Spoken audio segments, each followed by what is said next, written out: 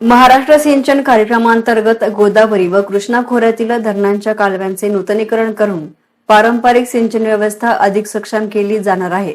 त्यामुळे पाण्याचा अपव्यय कमी होऊन सिंचनाखालील क्षेत्रामध्ये वाढ होईल।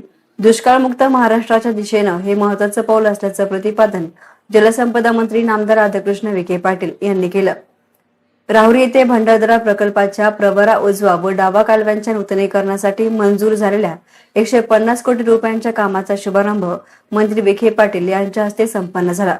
कार्यक्रमाच्या अध्यक्षस्थानी माजी मंत्री अण्णासाहेब म्हस्के पाटील होते।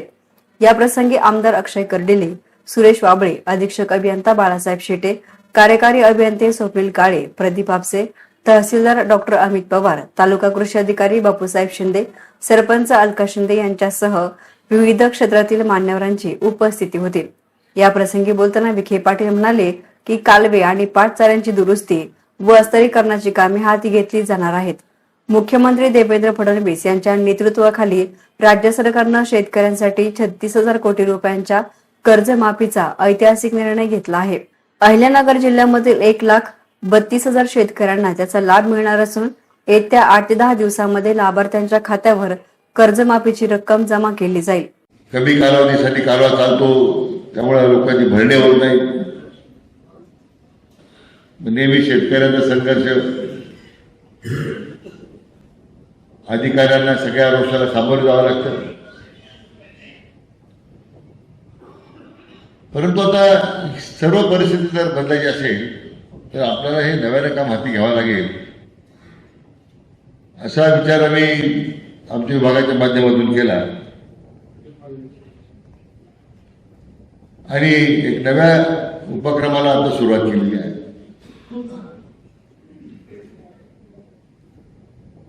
महाराष्ट्र सिंचन सुधारणा प्रकल्पाच्या अंतर्गत सगळ्याच कालव्यांची कामं आता दुरुस्तीला घेतल्या।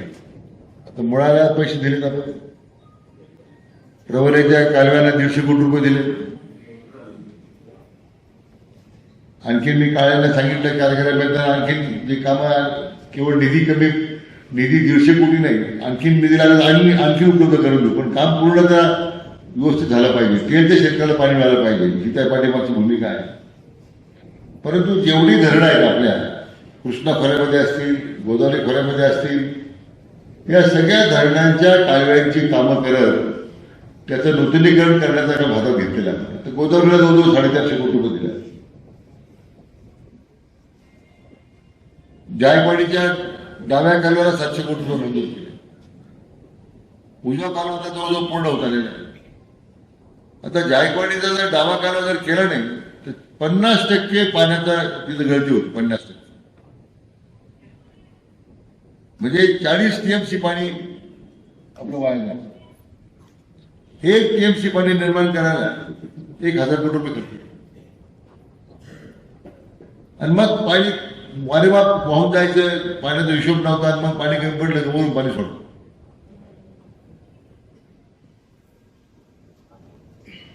त्यामुळे मी मंत्री झाल्यानंतर आपल्या सगळ्यांच्या आशीर्वादानं माननीय आदरणीय प्रधानमंत्री नरेंद्र मोदीजी आहेत, आपले आदरणीय गृहमंत्री अमित शाह आहेत, आपले लोकप्रिय मुख्यमंत्री देवेंद्रजी आहेत, यांनी या दुष्काळमुक्त महाराष्ट्र करण्याची जबाबदारी की आता माझ्यावर सोपवली गेली, आणि त्याचा विचार करता मी जेव्हा या सगळ्या पाण्याचा हिशोब मांडत बसलो। तर या प्रसंगी बोलताना आमदार अक्षय कर्डिले यांनी मंत्री विखे पाटील यांनी मुळा, भंडारदरा व निळवंडे धरणांच्या पाण्याचे प्रभावी नियोजन केल्यामुळे यंदा उन्हाळ्यात शेतकऱ्यांना पाण्याची टंचाई जाणवली नसल्याचं सांगितलं आहे। सातरळ, धानोरे, तांभोरे परिसरातील रस्त्यांसाठी निधी देण्याबरोबरच मुळा धरणाच्या अतिरिक्त पाण्यातून वांबुरी चालीचं आवर्तन सुरू करावे अशी मागणीही त्यांनी केली।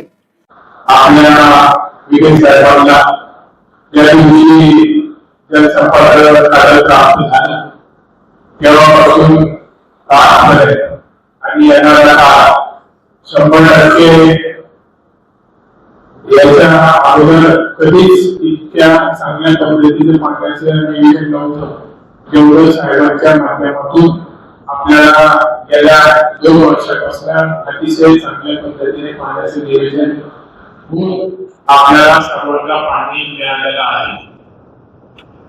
त्यामध्ये साहेबांचं विशेष लक्ष त्या आपल्यावरती पहिल्यापासून आहे.